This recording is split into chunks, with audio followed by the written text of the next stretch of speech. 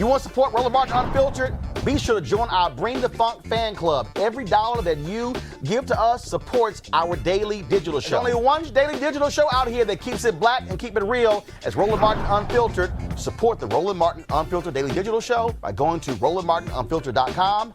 You can make this possible. Every vote is going to count in the presidential, U.S. Senate, congressional, statewide, countywide, citywide races, judicial races, DA races. All of these are going to be on the ballot, and so we want to make sure that you are properly prepared for it. Rob Richardson is host of the Disruption Now podcast. Derek Holley, president, Reaching America, and political analyst. Dr. Deambe Carter, Howard University Department of Political Science. In a moment, we're going to have Melanie Campbell on. Dr. Carter, I want to go to you.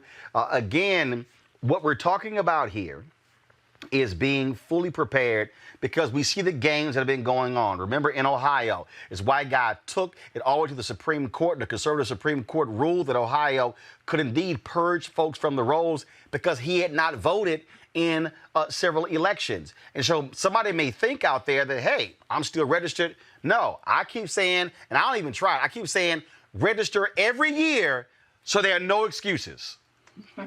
Well, absolutely. I think what a lot of people forget is that you have to be vigilant about your registration. If you lived in my former state of North Carolina, your registration could be challenged by a neighbor, and you would never know because they don't forward that kind of information to a new address or something like that. So I would say to anybody, registration is something that you have to do often. And it never hurts, double check it, triple check it. As you said, in most places, you can go to your state board of elections online, on your phone, anywhere, to double check to make sure, like you said, that all of your information is correct, that they have the right address.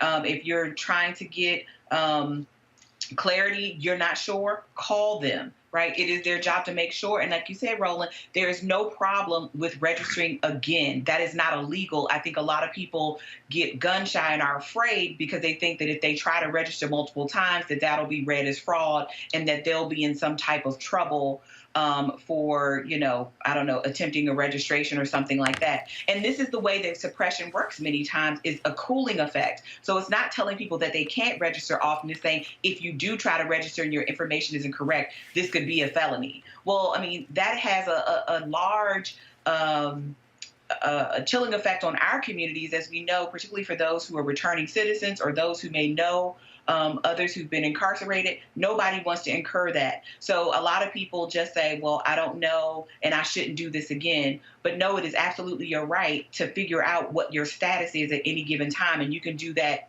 any day of the week you want to. Rob, you're there in Ohio, Rob. The case I'm referring to came out of Ohio. It went all the way to the Supreme Court. In Ohio, they want to be able to purge folks from the rolls. I still don't understand why in the hell you care if somebody did not vote in a couple of elections, but they might vote in the next one. And then what happened after that?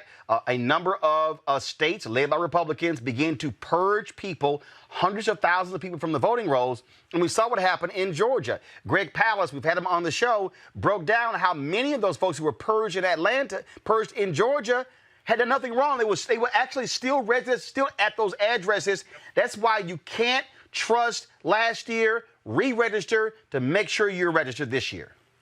Yeah, well, I can answer it I can answer it very quickly why they're doing that. You have a party that has given up on trying to legislate. It's given up on trying to convince people. Instead, their whole focus is let's make up voter fraud. Voter fraud is a fraud. It does not exist. Essentially, you have a better chance of winning the lottery. So we can go out and win the lottery, and we have a better chance of doing that than getting away with voter fraud. It is made up. It's an attempt to have a talking point in order to suppress votes. But the only way to actually beat voter suppression is to great voter turnout. As you said, we have to be vigilant. We shouldn't have to be. Our rights should be guarded. Our rights should be protected. But again, right now you have a party that's in place, the Republican Party, that just believes that they need to do everything possible to restrict the amount of people that can vote. They're being anti-American. It's anti-democratic. It's what you do when you don't have any good ideas. You just try to suppress people and take power. This whole notion is very interesting. I was reading a story in one of the magazines, Derek, where there was in Wisconsin, there was a state official, state Republican, and they were going back and forth. They kept yelling, voter fraud, voter fraud, voter fraud. And he kept saying, can y'all please show me the proof? And then he put his staff on it. And his staff went out and they found one example. And it was involving a Republican. And he was going, I'm sorry. What the hell is all this yelling of voter fraud? He said, you're offering anecdotal evidence. He said they offered nothing. And this was a Republican in the legislature who said, I'm sorry, we as a party can't sit here and yell voter fraud with no evidence. Donald Trump had that commission. And the most hilarious thing, he put Chris Kobach over the commission demanding voter information from state secretaries of state. And what's crazy is he was head of the commission, and he, as the Secretary of State in Kansas, wouldn't even turn over his own information, but criticize others. And so you keep hearing, and Trump keeps hollering, voter fraud, but there virtually is no voter fraud in America. Hey, Roland. Well, I do think there are some cases where voter fraud exists. Let me say that. I just don't think it's a clean system. I don't believe that. However, I think a couple of things that you guys said that needs to happen. One, African Americans, black people, we need to vote in every election. And I think that'll eliminate the whole thing of whether I'm registered or not if you get out and vote every single election. Because for whatever reason, we have this theory in our minds that local elections don't mean as much as a presidential election, so we don't go out and vote until every 4 years. We need to get that notion out of our heads, and we need to vote in every election. The second thing is, when we talk about this voter fraud and that kind of thing, and Roland, we talked about this on your show before, according to the Pew Research Center, in 2016, that was the lowest turnout in 20 years for African Americans. And so you can't win an election if you don't get out and vote. But here's the deal, yes. but Derek, sure. We got to be honest. When we talk about what happened in 2016, we cannot ignore the reality that after the 2010 midterm elections, after what Obama wins in 2008, you saw Republican-led legislatures put a flurry of things that made it more difficult. That's one. For instance, North Carolina is a perfect example. North Carolina had one of the lowest turnouts in terms of the states prior to 2008. Folks went out there, bust their butt, got folks registered. All of a sudden, they went to like 75, 78%, went almost to the top. Obama won by 14,100 votes in North Carolina. After that, Republicans were like, oh, hell no. And then that's when they begin to target black voters. Limited early voting. In many cases saying we're only going to have one early voting location for the first 2 weeks in the entire county. County serving 600,000 people. We know for a fact that in the last 10 years, again, starting in 2010, more than 1,000 polling locations have been closed all across the South. After Shelby v. Holder, that made it worse because you had no pre-clearance. You had nothing coming out of the Department of Justice. In fact, in 2016, the Obama Department of Justice approved the voter ID in Wisconsin. They said it was legal. They were still dragging their feet, issuing them. A federal judge had to call Republican Governor Scott Walker into the office and say, in this court saying, what the hell? Why are y'all dragging y'all feet with this? And so we got to be honest here. This is a part of Republican strategy to depress turnout because we know by the history, lower turnout, Republicans have a larger chance of winning. Higher turnout, Democrats have a greater chance of winning.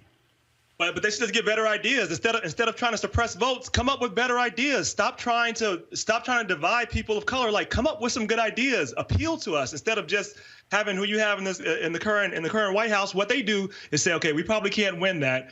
We know we can't win with the rhetoric we have now, so let's just try to figure out how to get them not to vote, make it harder for them to vote, purge them from the rolls. Like, I agree with what Derek says. We should vote more often, but we ought to have leaders that don't try to suppress votes either. We need both to happen. Like, we need responsible leaders, and we need leaders that are trying to bring forth good ideas, that are not just trying to divide people, that are not being anti-American. If we're all in this together, we're all supposed to be American. Why are you trying to take away the right to vote? Why are you making it harder to vote? I mean, you're doing that because you don't believe in the power of your own ideas. It's weakness. It's a lack of leadership. All that's true. I'm not disagreeing with anything that you said, y'all saying, but all of that could go away and be eliminated if folks get their butts out and vote. You wouldn't have to worry about the voter suppression, and you wouldn't have to worry about being purged if you got out and voted. But Derek, hold on. They did get out to vote, and people recognize that, which is why they're consolidating voting locations. That's what I just said. Polling locations and stuff like that. And we know that exists. Back in 2016, was it 18? They did shut down election places in Georgia. I mean, they did it. But the bottom line is, for the all that purging and stuff, if you get out and vote, you don't have to worry about being purged. Okay, no, that's not true. That's not true, because and I want to bring in Melanie Campbell right here, National Coalition of Black Civic Participation. Perfect example, Melanie. We know for a fact that when you had Governor Scott in Florida, they purged a number of people in Florida.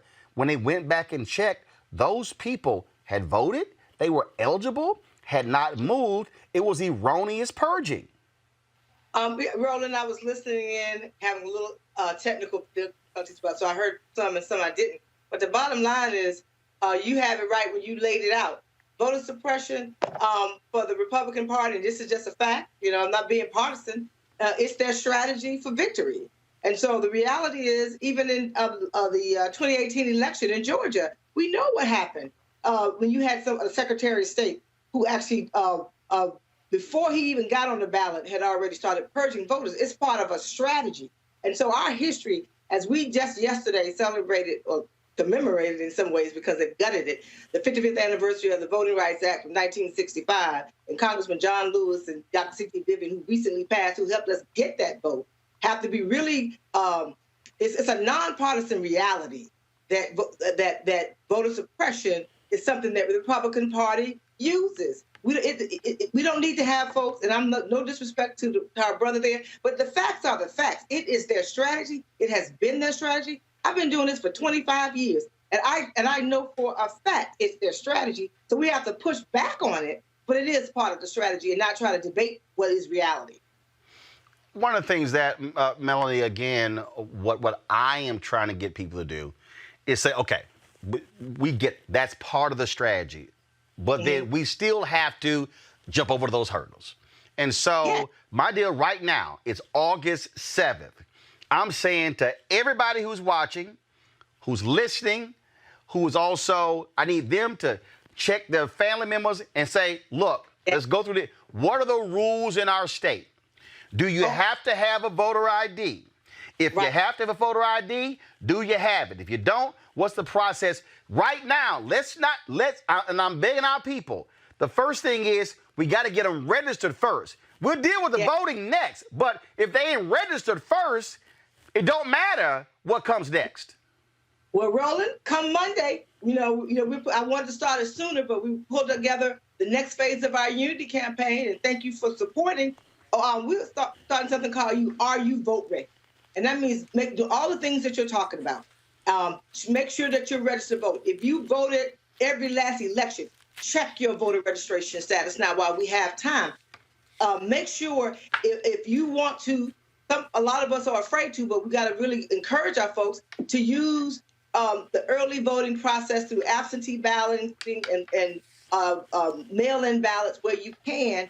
And if you just can't do that, then get ready to vote. So are you vote ready is what we have to be. We have to ask our family and our friends, are you vote ready? Hey, check my own self. I got a ballot in the mail here in the state of Commonwealth of Virginia, but I got to double check this application because the Virginia League of Women Voters said there's some false mail-ins going out to get people to fill out these applications. And guess what? Black households. So we really have to get ready in a whole different way because we also have to make sure that we can vote safely, right? There's another shortage. We need poll workers and poll monitors. We have to help election protection. There's a 250,000. I know I heard you, and I thank you so much. August is the month to get ready to vote. So Monday we'll be launching this with several of our national organizations working together and our state leaders across the state, across the country, and asking everybody just take care of your household, take care of your friends and your neighbors, and we're going to turn out, and I think we still can overperform, if you will, for this election, because we already know what's at stake. Our lives are at stake. Our children's lives are at stake. And so we have to be vote ready. So we say, are you ready to vote? And if you're not, get ready. And so when we talk about, again, that idea of being are you vote ready? I mean, it's and I need people to understand, Melody, is that just because you might have a relative who's in Mississippi and you live in Virginia, or you live in North Carolina, or you live in Missouri, it doesn't mean what applies in your state applies in their state. Exactly. And that's why we partnered with vote.org and Power the Polls. And that's so we can have the kind of information. We're working with A. Randolph Institute, National Urban League, Hip Hop Caucus, all of our National Action Network, and many, many other organizations, our sororities. We're asking our fraternities, 100 Black Men of America. We're trying to pull that unity campaign together for this, what we call the phase 3, and using August, again, Voting Rights Act month, March on Washington month, a suffrage month. August, someone I heard say, August is the second Black History Month as far as the Voting Rights Act, and as well as the March on Washington that we're working with Reverend Sharpton and others on. So it's just imperative. Normally, many folks are vacationing, and some may still be doing that, but many folks are not. So it's an opportunity to take the time to get ready to vote, because really, Roland, the voting starts beginning of September in many states. Absentee ballots and vote by mail, that process starts. So we have the month of September, October up through November 3rd to really vote, but we have to make sure that, again, get ready to vote. Are you vote ready is the key. All right, Melanie Campbell, we certainly appreciate it. Thank you so very much. Thank you so much.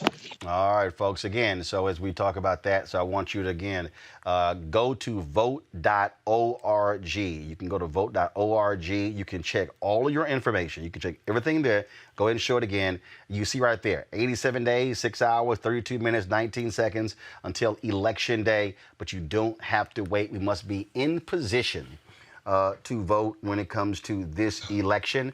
And also keep in mind, we talk about, even if you're going to vote by mail, let's say you don't want to put your application in through the mail system. You want to ensure, well, you get a check to make sure in your state, in your county, they have drop-off locations where you can physically drop off your mail-in ballot. And so we're going to be providing you all the information. So, for instance, we're going to be getting you, beginning on Monday, the registration deadline for every single state. We're going to do that. And then after we get past the registration deadline, then we're going to tell you exactly what are the deadlines when it comes to mail-in ballots. We're going to tell you the deadlines when it comes to when does early voting start in each one of these states, because we must be fully prepared and engaged in this election. One of the big issues that will take place in the election is the economy. Today, the monthly jobs report came out, and the economy added 1.8 million jobs in July, a sharp slowdown from June, and a small step for an economy that's still down 12.9 million jobs as a result of the coronavirus pandemic. Now, the unemployment rate fell in all demographic groups, but remains the highest by far for Black workers at 14.6%. Rob, actually, I'm going to start with you, Rob. I'll bring my guest on in a second. The Trump folks have sent an email out touting Black numbers, but the reality is, if you study the numbers, under Obama, he leaves 7.2%. Then it drops down to 5.1%. And then all of a sudden it goes up to 17%. And now it dropped 2 points. But the reality is, for Black people, these numbers right here show what happens when you have a major impact like a recession or a pandemic. Black people get hurt more than anybody else. Yeah. There's no question about that, Roland. And what we've seen overall, everybody gets hurt. But I want to point to a trend. A lot of jobs have not come back from any recession. So all these recessions we go through, even when the recovery happens, certain jobs don't come back. And African Americans tend to be focused in a lot of those jobs that can be replaced by automation, jobs that are more routine and manual labor. Unfortunately, we're more overrepresented there. So we've seen this trend. This trend is, and it's going to exacerbate now that we have COVID-19. And you and I have talked about this. This has been less of a disruptor. It's exposed and it's accelerated trends. So things are going to continue to move and accelerate and expose people that are not in the digital space, that are not in this space. It becomes harder. So you're right. We're seeing this happen there's a lot of structural reasons, no doubt about that. racism, things that have been done over the years. But then we have to figure out, for us, if I'm looking at us, we have to figure out how we get into the tech space, how we get into some of the, and move on some of these opportunities, because that is our new frontier. Because even if we fix some of the White House, nobody's there coming to save us. What I appreciate about you, Roland, and what I saw you talk about when you pointed out Joe Biden and others spending on black media, you should point that out. Because guess what? Without black people, there is no Democratic Party. So they ought to spend some money, even if they don't. First of all, they do get a return, but they ought to spend money just because they don't have a party. I guarantee if black people dropped off by like 15%, Joe Biden loses, period. Right? So we should get some return for that. We should get some value. And you bring a huge presence. And it's not just you, but there's other black media, there's other consultants that they should be invested in, and that they do not. And so I do think that we have to look at this broadly. When we look at politics, we look at economics, and really figure out how we organize. We talk about it often, having our third Reconstruction. We should do that in this moment. All right, folks, back to our Roland Martin Unfiltered video in just one moment. We can face this pandemic head on. We can do what it takes to protect our families and our communities. Together, we can get our economy moving again, but not without the tools and resources we need to get the job done. To win this fight, it is going to take a public service army. Don't let Congress fire the frontline workers who can save us. Text FUMD to 237263 to tell Congress to fund the front lines. It's time to be smart. When we control our institutions, we win.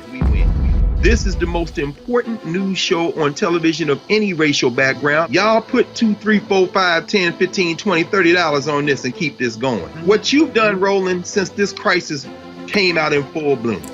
Anybody watching this, tell your friends. Go back and look at the last 2 weeks, especially of Roland Martin Unfiltered. I mean, hell, go back and look at the last 2 days. You've had sitting United States senators today, Klobuchar and Harris. Whatever you have that you can bring to Roland Martin Unfiltered to support it, please do, because this information may literally save your life. Watch Roland Martin Unfiltered daily at 6 p.m. Eastern on YouTube, Facebook, or Periscope, or go to RolandMartinUnfiltered.com. Support the Roland Martin Unfiltered Daily Digital Show by going to RolandMartinUnfiltered.com. Our goal is to get 20,000 of our fans contributing $50 each for the whole year. You can make this possible. RolandMartinUnfiltered.com.